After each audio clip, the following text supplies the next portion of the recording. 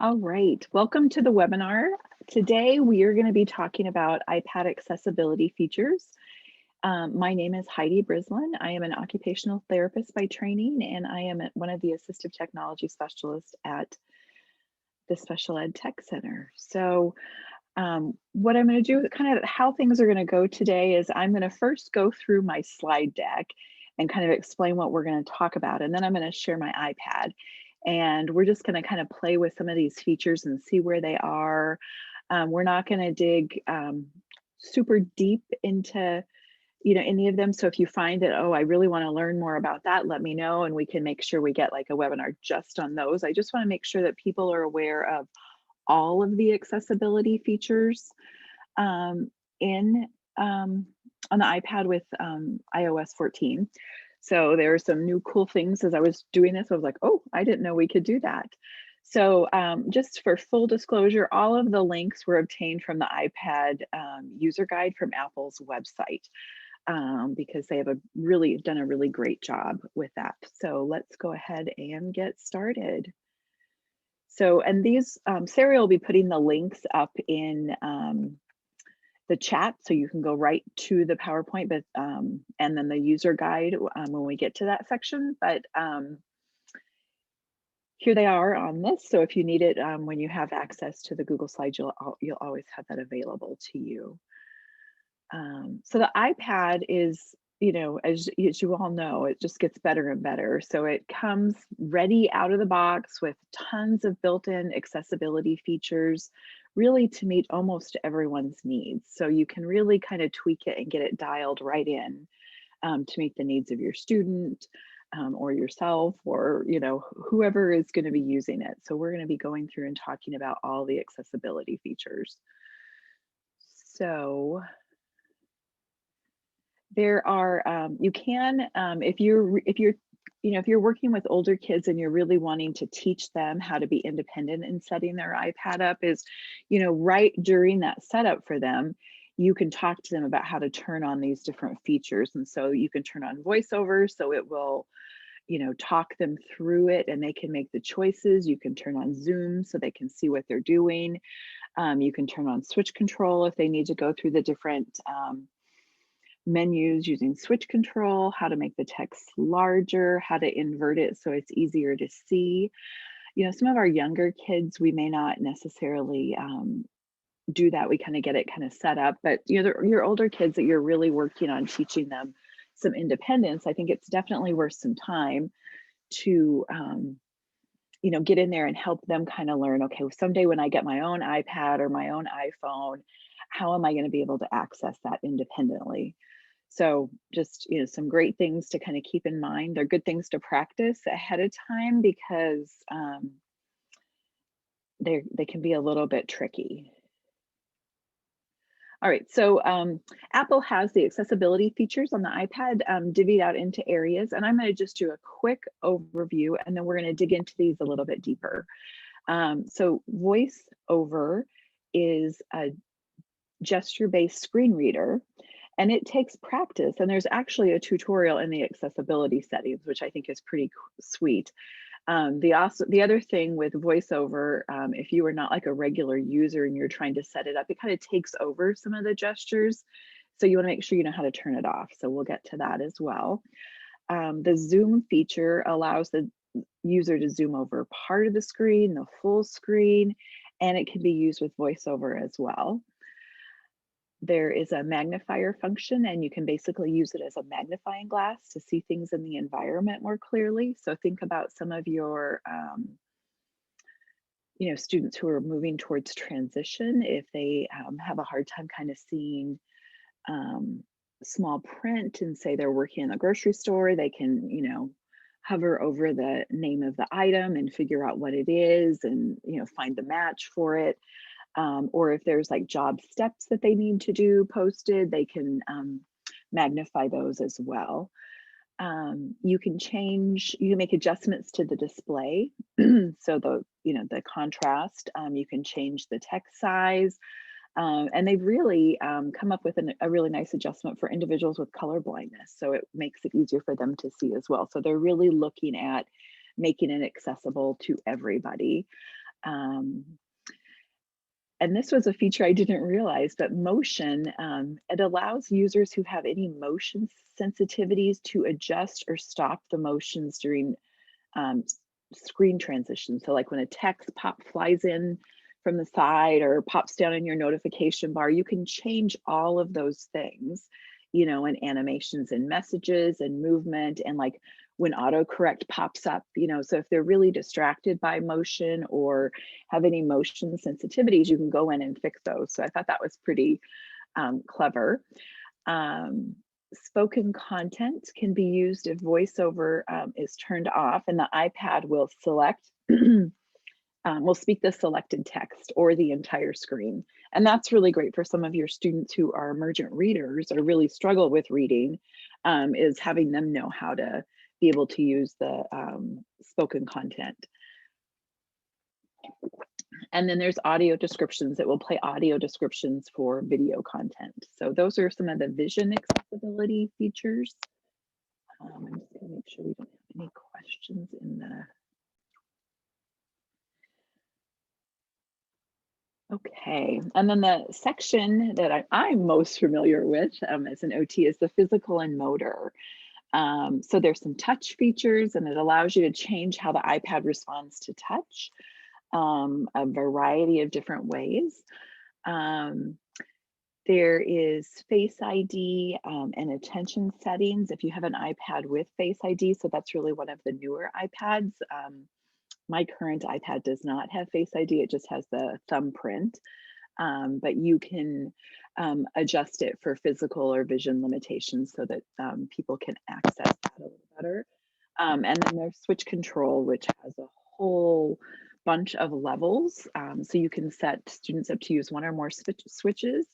You can select, tap, drag, type, draw freehand with switches. So there's a whole variety of ways that you can set up the switches. Voice control lets the iPad respond to voice, so you can tell it what to do. And for some kids, kind of just needing a little power, that's kind of a fun thing to do. But you can also learn to edit text as you dictate. There's some commands for that. And how to navigate with voice commands and voice gestures. So there's some really cool, much more sophisticated features than had been in there before. There's accessibility to make the home button if your iPad has a home button more accessible, or the top button if you have one of the newer iPads. Another feature is you can basically have the iPad become your Apple TV remote, and so you can access it there through a variety of methods. So again, making that Apple TV more accessible. If you are using mouse control on the iPad, you can change the appearance of the pointer by adjusting its color, shape, size, how fast it moves, and more features on that.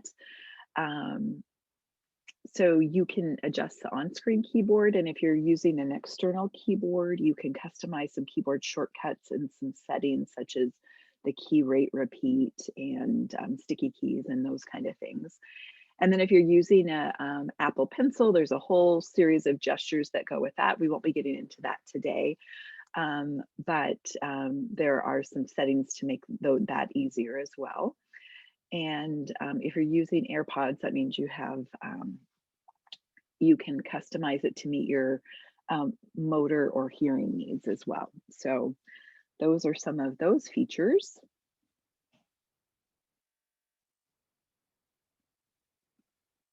All right, hearing. These are some exciting features as well. So if you have a student using a hearing device, you can pair it with the iPad, so they'll be able to hear what's playing on their iPad directly with their hearing device. The other thing it has is some nice sound recognition. So if you turn that on, the iPad can listen for certain sounds, such as a baby crying or a doorbell or a siren. fire alarm going off, and then it can notify you when it recognizes these sounds. You can go in the FaceTime app and set up features to use the real-time text and lets them make and receive FaceTime calls using the RTT. Visual, audio and visual, you can set mono, audio, volume balance, flash alerts, headphone accommodations, just to make it easier to get all of those features really dialed into what you need. There's also subtitles and captioning that you can put right on your iPad, but it can also send you alerts if you have a HomePod that you're using. And then general, just some general settings are guided access, and that temporarily restricts the iPad to a single app. I know I use this a lot if I'm working with a student who quickly can hit the home button and get back to all the apps and go wherever they want, and say we want to, we're going to work in this app for like 5 minutes, you can put on guided access and leave them in that app. Or sometimes I know in my district, a lot of times if we're using it as an AAC device, we'll put guided access on so they can only get into their AAC device. You can use Siri to do all sorts of, open apps, turn settings on and off, put things on your calendar, do reminders. So, being your personal assistant there.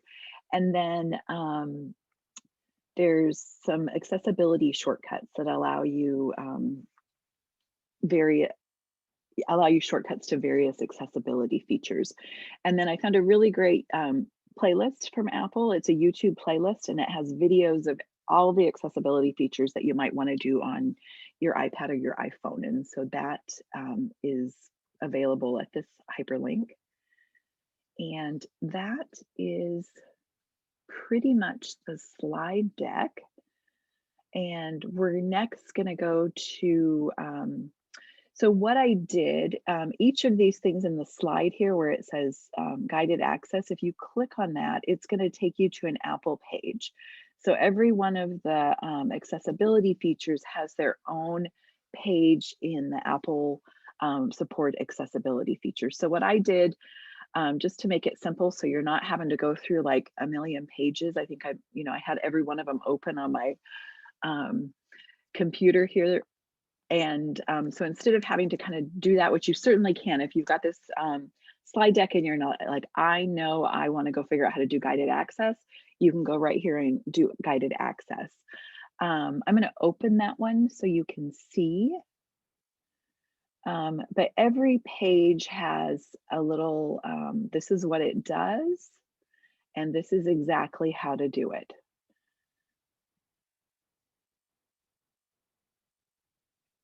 And it's short. It's not a big, long document to read. So that is kind of a nice feature there.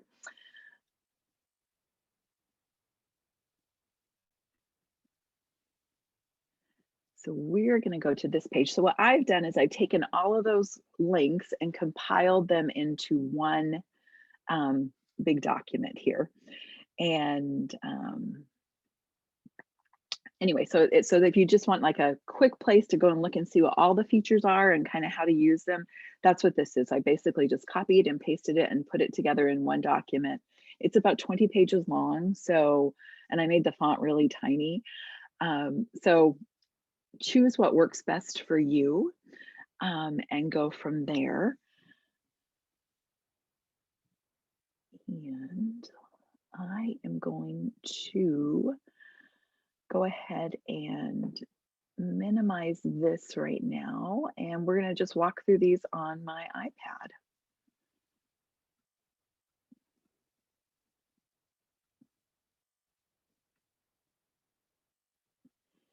And my screen is a mess, so I apologize. We are in the middle of a home remodel, so I have pictures of all these things that we're sharing with our contractors. So I see a question. Yes, Siri, could you put that document in the chat, please?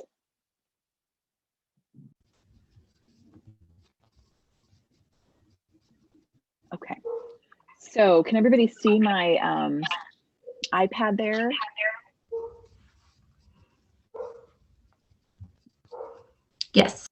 Okay, perfect. All right, so here's your settings page. So we're going to go, accessibility features used to be like buried and you'd have to go dig and find them. And now they have them right on this home screen. So right here is accessibility features. And so if you just tick on that, you get what we just went through. You get all the vision accessibility features, you get the physical motor, the hearing devices, and then just the general settings. So that is super nice. I like how they have it broken out, because then you can kind of think, oh, this is what I'm looking for. And then once you dig into these, it goes on and on and on. So we're going to start with voiceover. And so I'm going to tell you with voiceover, it's important to know how to turn it off. I mentioned that earlier because it just starts going. And it can be a little bit tricky to do that. But we're going to go right here and, oops, no, we're going to click on voiceover. And let's look at the different features that are in there. So, so what it is it's a gesture-based screen reader, and it allows people who can't, with vision impairment, to be able to use the iPad without being able to see it. And so it basically, starting with the battery level, it'll kind of read everything on the screen to them. So students who, you know, are blind or significantly visually impaired, this is a great feature for them.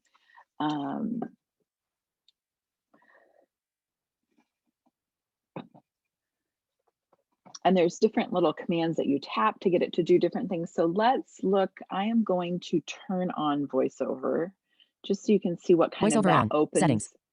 In the menu. And then it starts talking right away. And so the thing that I think, if you've got any new voiceover user, there is a voiceover practice that you can click on and do and actually practice learning all of the commands. So let's see. Voiceover practice button. So, and then it will take you through this whole practice tutorial. I don't think it's going to do it now because of my, because I'm sharing my screen. Sometimes it's a little bit quirky there. So let's talk about turning it on and off, because right now I've got it on. You can turn it right on with the box. And then to turn it off, you can either summon Siri to do that for you. You can ask her to turn it on as well. You can triple click the home button if the iPad has a home button, or the top button if they have that, or use the control center, or you can go right here. Voiceover on. And so Double here tap it to toggle tells me voiceover on, and I'm going to have voiceover on, voiceover off. So then you have to double tap on it to get it to close. Does that make any sense? All right. So with the practice, it lets you learn the gestures. It's tap, double tap, triple tap, swipe left, swipe right, swipe up, swipe down. And so you get to practice learning all of those things when you do the tutorial. And if you look in here, there's a whole bunch of things that you can do. You can select who your voice is. You can teach it specific pronunciation. So if you need to, I know that my Sparks, when I use Alexa, she will respond. I have to spell it Ulexa for her to understand the speech generated voice. And so if you can change it to where it phonetically will say what you want it to say correctly, will pronounce it correctly. You can change the pitch of the speech, the dialect languages. You can add a new language when you're in there. There's some Braille features as well, and it kind of lets you, ask what you're using as your Brailler, what your input is going to be, what your output is going to be, what the screen's going to look like, different Braille tables. So you can use just the English Unified, or you can add different ones there. And then some of these things I do not, I would have to look up some of the status cell and equations and on-screen keyboard. And well, obviously the on-screen keyboard is the regular on-screen keyboard. But these are all features that your teachers of the visually impaired will know what they do, and you can certainly get in there and play with them. And then it has all sorts of things. There's, different, if you want them to speak, that there's a capital letter. When they delete text, there's a change of pitch. When it speaks the embedded links, you can have it not speak the embedded links. You can have it read the tables and headers and row and column numbers, and it just goes on and on.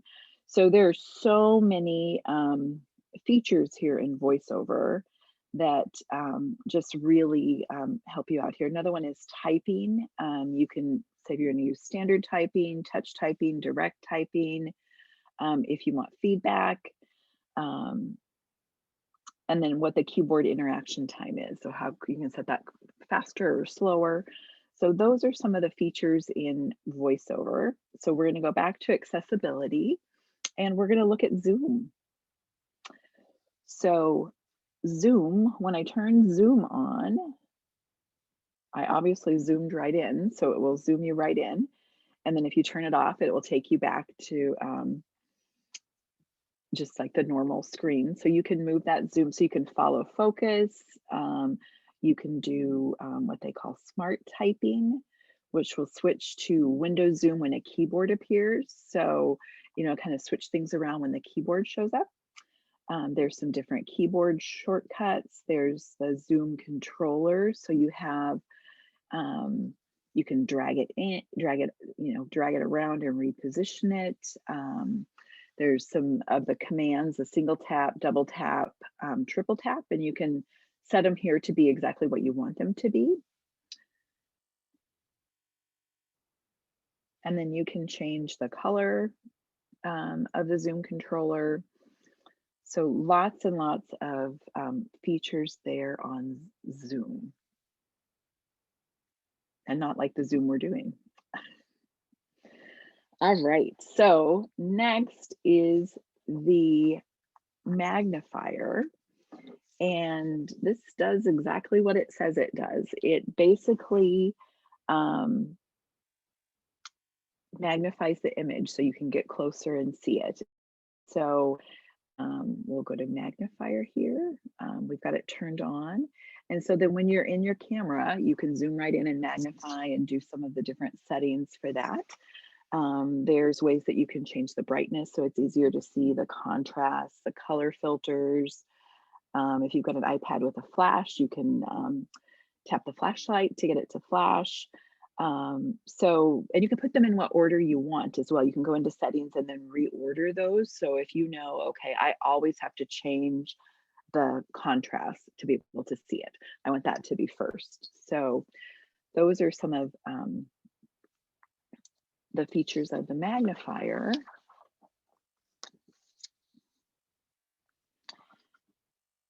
And then let's look at display and text size. So again, lots and lots of things. And every time you turn something on, you can make the text bold, you can make it larger, and you can, go back and forth here to see how large you want it. I know sometimes that's helpful for me, especially on my iPhone now that when I don't have my glasses on. You can give some extra shape to the buttons. You can have labels of the buttons on and off, and that indicates that the switches are turned on. Once it has some, you can do that with some switch access.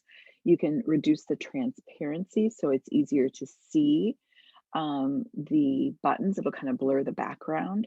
You can increase the contrast. We just saw that contrast increase here. You can differentiate without color, which I think will definitely help some of those individuals with color blindness. Smart invert basically changes it with black background, white font.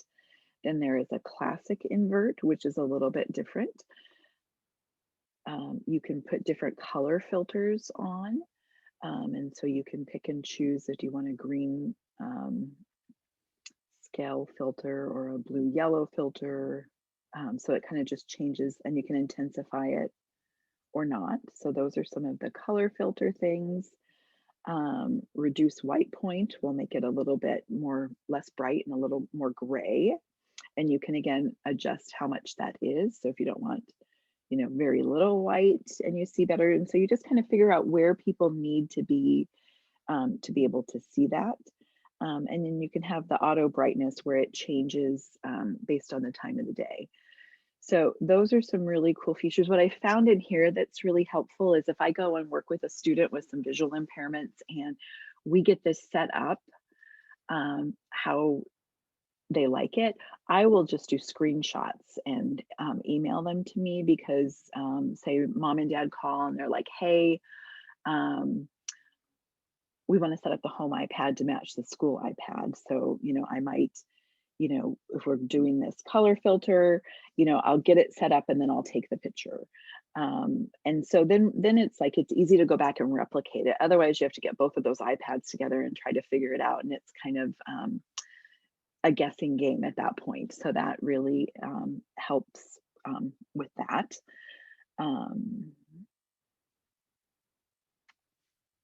See if I missed anything here. It doesn't look like it. So let's look at the motion. So you can reduce the motion, which means that some of that extra motion that comes in will be not be as dramatic. It'll be slower. You can play, if you want like the messages, any of the special effects in the messages, you can set that to autoplay, or you can not have that as autoplay. Autoplay video previews, you can turn that off unless you want them to autoplay. And then you can limit the frame rate. And so that sets the maximum frame rate to display at about 60 frames per second. So it slows down all those things that kind of jump in and interfere if you've got some trouble with, if you're sensitive to motion or easily distracted by motion. So those are some really, cool features. Because if you think about like the notifications on your phone, when they pop up, it's like, and you're totally distracted. So if you've got a student that you're really trying to minimize the distractions so they can stay focused and do their work, looking and playing with some of the features in here might be a really great tool.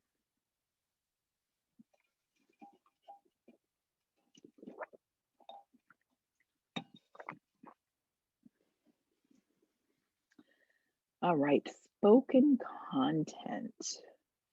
So again, this is a great feature for those students who are learning to read or learning English and need to kind of hear it. So you can turn on speak selection, and when you highlight the text, it will speak that what you've highlighted. 2 fingers swiping down from the top will speak the whole screen.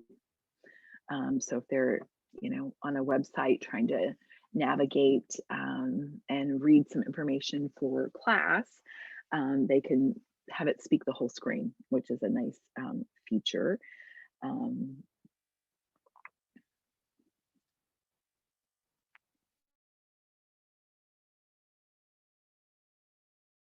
To have it read all the content, double tap, speak to touch. So there's some features there. My internet is unstable, so let's cross our fingers here. I'm going to close a couple of things just to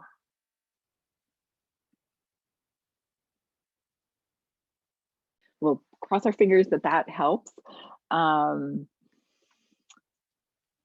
And then going back to spoken content, you can have it highlight the content as it reads. So you can have it highlight the words or the sentences or words and sentences. You can change the color of those as well. And so that really helps. I find that some of my struggling readers do better if the highlighters are in different color or the background is in different colors. So you can customize that for them. And then typing feedback, it will, it can either read back the character or the words or give you some character hints. It will auto speak the text. You can hold for it to speak. You can press down for it to speak the predictions in the word prediction if you have that turned on. So just, when you're thinking about those students who really are struggling with reading and writing and trying to kind of pull some of these accessibility features, there's some really nice things embedded right here. You can change the speaking rate to where it's, I've got some of my visually impaired students, They want the speaking rate really high.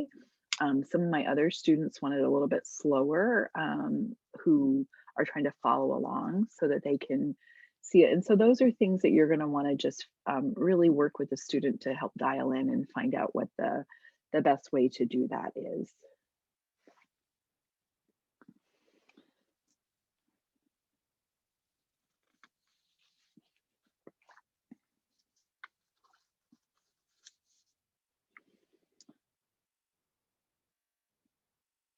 The other thing is you can also ask Siri to speak the entire screen. And that's a really good, feature as well. So there's lots of different ways to access that. You can do it by touch, by a gesture, and then by your voice as well. So it makes it really accessible to a variety of students. Let's see.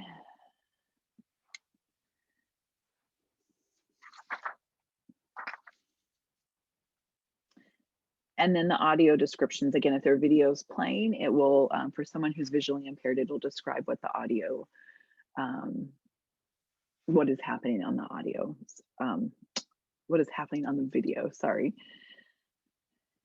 All right, so that is all of the vision accommodations. But as you can see, there are things that you definitely, would use maybe with students who vision wasn't the issue, that you were really working on, some of that spoken content to help someone who's struggling with reading and writing.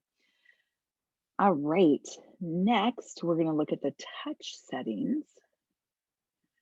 And you can turn Assistive Touch on.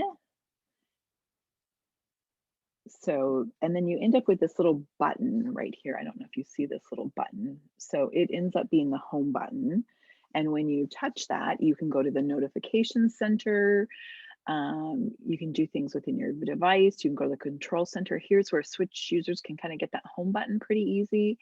You can go to your gestures, and then you have some custom settings that you can do in there. So that is what Assistive Touch does. I know a lot of, I have some friends who have quadriplegia, and they use the scanning to kind of get around that quickly and get where they need to be in the iPad.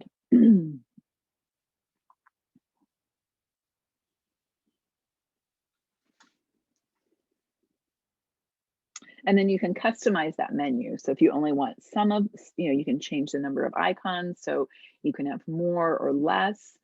And so that's a nice thing. So if okay, I've got a student and they can only get to I only want them to go to the home button and I want to put the camera on there, and so there's two things. So they can do selfies and they can get back to the home button. So that's some different features that you can set up there and make it very customized to your student.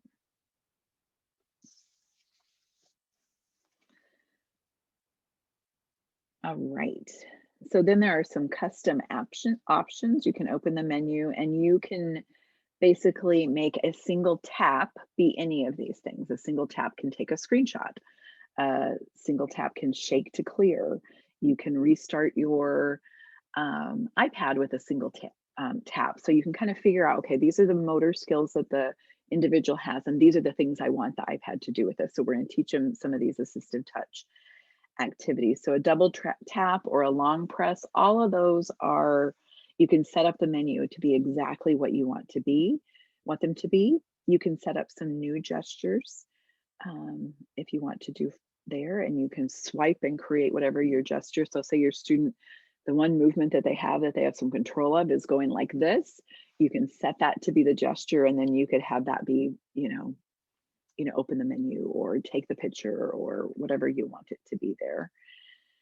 And then pointer devices. So again, this is if you've got a Bluetooth mouse set up, you can, here's where you would switch the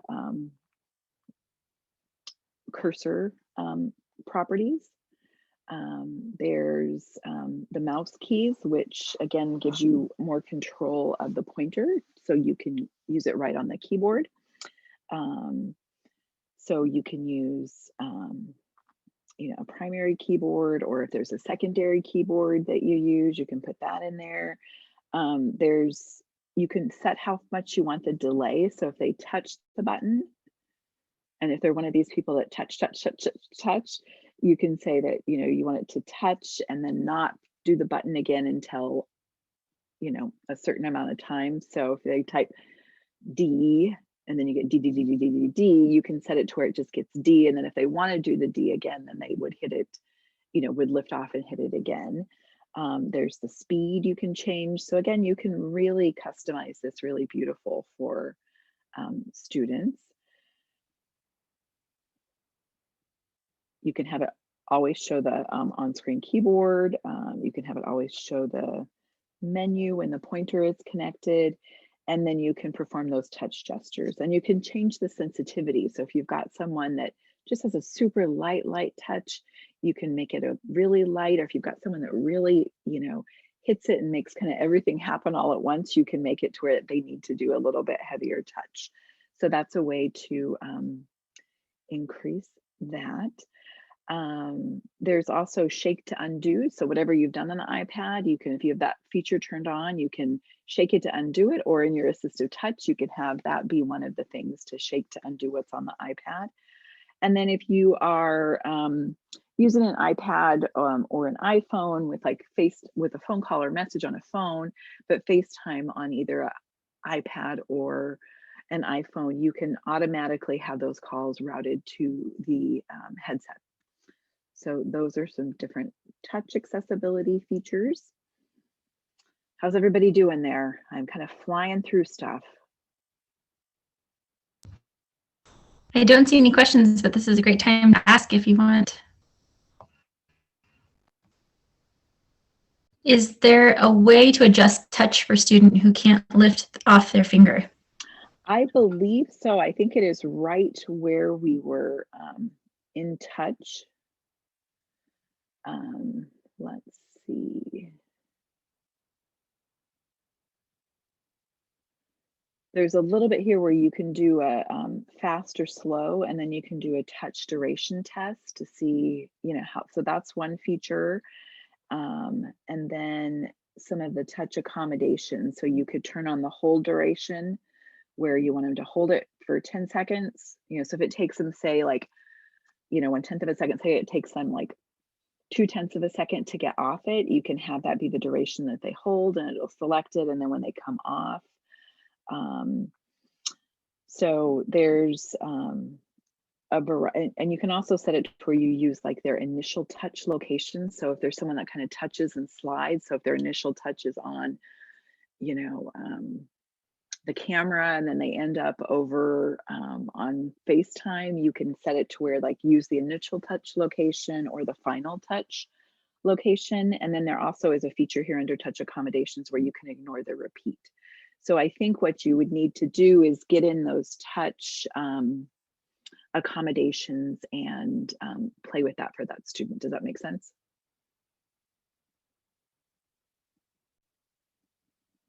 There's another question, Heidi. Are these features available in iPad Air also, or just the 9.5 iPad, 9.5 inch? I am using an iPad Air, so I believe you're good to go there. I think they're pretty much on any of the iPads, honestly. What kind of makes the big difference is what operating system you're using. So if you haven't been updated to 14, you may not see some of these. Okay, so let's see if I missed anything on touch.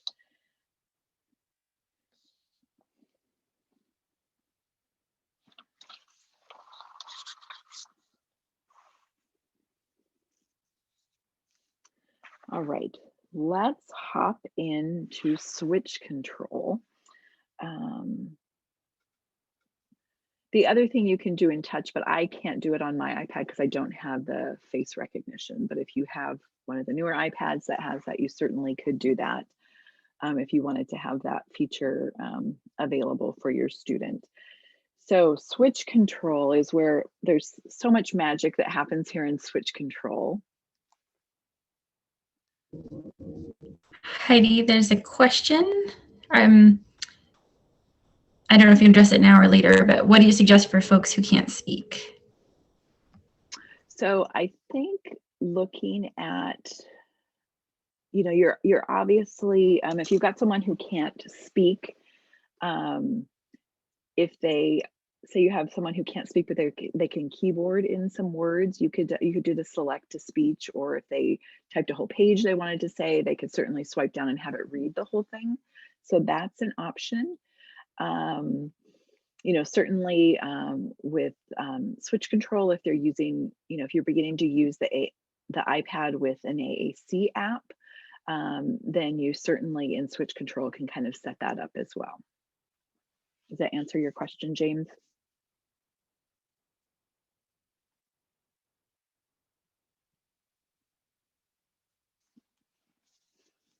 Perfect.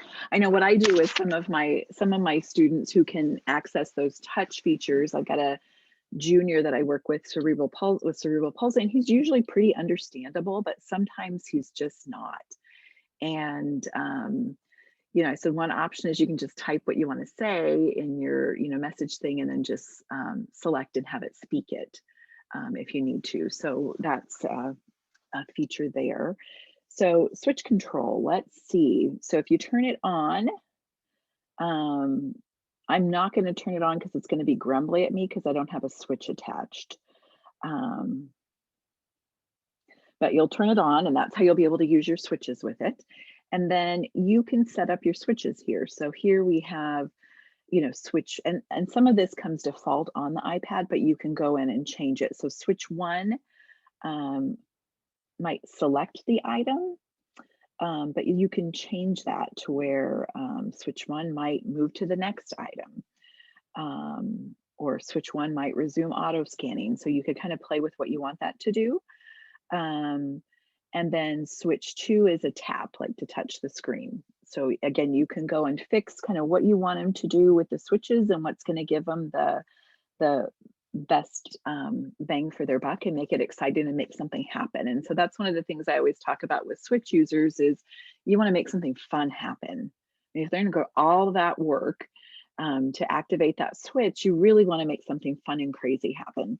And so I know in Go Talk Now, you can set up some really fun activities so that when they're working there, it'll play their favorite song or play their favorite video or ask their smart speaker to do something silly, and they can boss people around there. You can add a new switch, and you can determine whether it's going to be an external switch that you use something like a Bluetooth or a Praetorian interface with, or the hook to.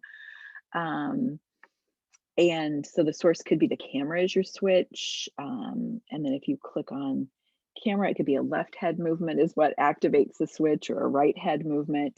And then if you click on these, it goes even down further to all the things that you can ask the switch to do as a camera. So that's, I have not used that with a student, but there's tons of things you can do there. You can do the same thing with the screen. You can have part of the screen be your switch functions.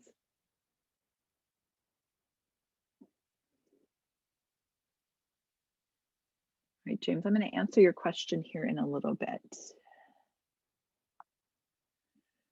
Oh, so, I think you can, I don't want to forget. So I think if, yeah, remind me, James, at the end, and I'll get to your question. So as you can see, it's pretty easy to kind of navigate through things. So your Bluetooth devices, you can see I've got a Bluetooth that's connected to this when I'm using my Bluetooth. So if you're using some type of interface that does not plug into the iPad, like a Bluetooth or a Praetorian, you want to make sure that you find that Bluetooth device. Same thing for if you're using an alternative keyboard or alternative keyboard or mouse or trackpad, you're going to want to make sure that you go into your Bluetooth settings and have them connected. So there are recipes that allow you to do all sorts. So there's some kind of built-in recipes on the iPad, and then there's some recipes that are kind of pre-programmed. And so tap the middle of the screen is a pre-programmed recipe. So if you want to tap the middle of the screen, so say you're using an app where you just have, one thing that they touch and it makes something happen. So I'm thinking like the Help Kids Learn Big Bang pictures. And so your switch can be to tap the, to make your switch function can be the same as someone tapping the middle of the screen, and it'll move through that. There's also turning pages. You can set your switch 1 and switch 2 to turn the pages, and that's already pre-programmed in there, a right swipe and a left swipe, so you don't have to do that. I've got a little robot Carl, and those are some of his commands to do some custom gestures. So, and that is a whole nother webinar for how to set that up. Then there's features that you can do in scanning. You can do auto scanning and set the time. You can have them pause on the first item. You can have it loop around. Move, repeat will set the delay before moving to the next item. The long press is whether a different action occurs when you press and hold a switch for a long press versus a short press. So you can give one switch 2 different functions. There's different tap behavior. You can give it always tap, auto tap, and that helps with selecting items.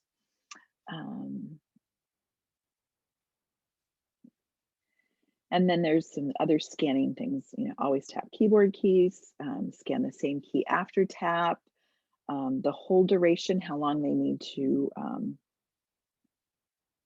how long you want them to hold the switch for it to activate. And you can make that pretty short. Most kids with CP need it very short because it's all they can do to kind of get on there.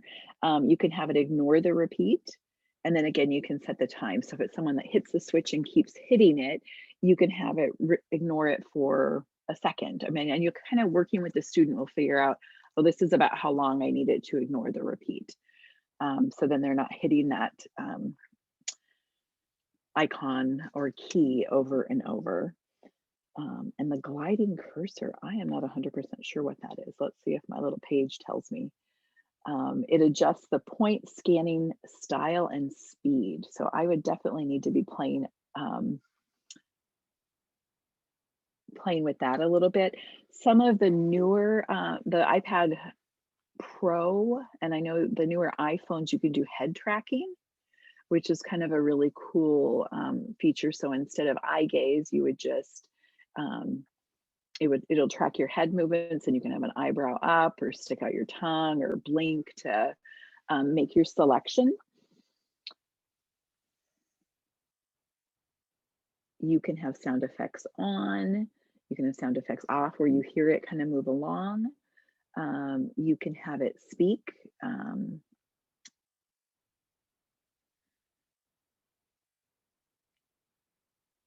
And it will speak what the attributes of the item are if you want that on, where it'll explain what the item is, or you can have like the moving and the switch pause while it's speaking. Again, cursor size, cursor color. You can save some custom gestures in there like we talked about before.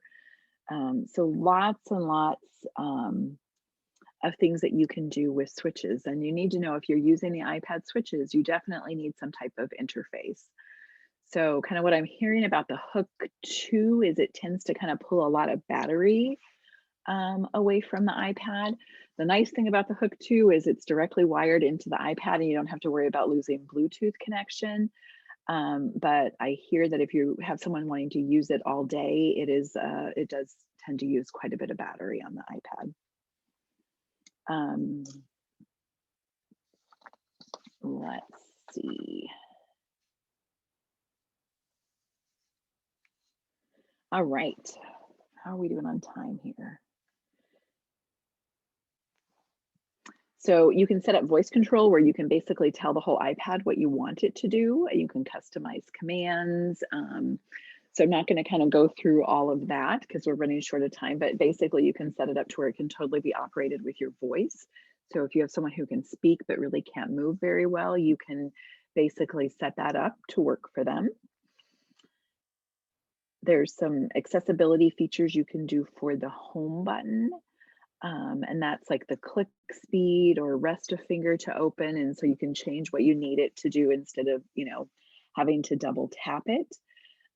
Again, you can run your iPad remote. There's some keyboard features in here where you could put in sticky keys or the frequency of repeat keys, and then what the delay is until it repeats again. Slow keys lets you kind of increases the amount of time between when the key is pressed and when it's activated. So those are all features. You can change it from the keyboard having lowercase keys to uppercase keys, depending on what your student can recognize more easily. Lots of cool hearing devices. I think the sound recognition is pretty cool, where you can turn it on and then you can pick what sounds you want it to recognize, and it'll do a flash and let you know that they're there. The other thing that's super cool is with the hearing devices, it's going to search for whatever hearing aid you have and link to that. So that's a really great feature. And in audio visual, you can do some headphone accommodations, such as, if you want the tone balance between each one, what you want the vocal range, the brightness, whether you want them to use for your phone, your media.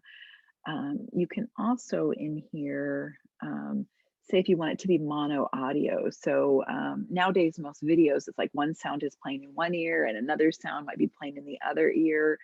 And that can be really distracting for some students. And so you can turn on mono audio, so they're hearing the same sound in both ears.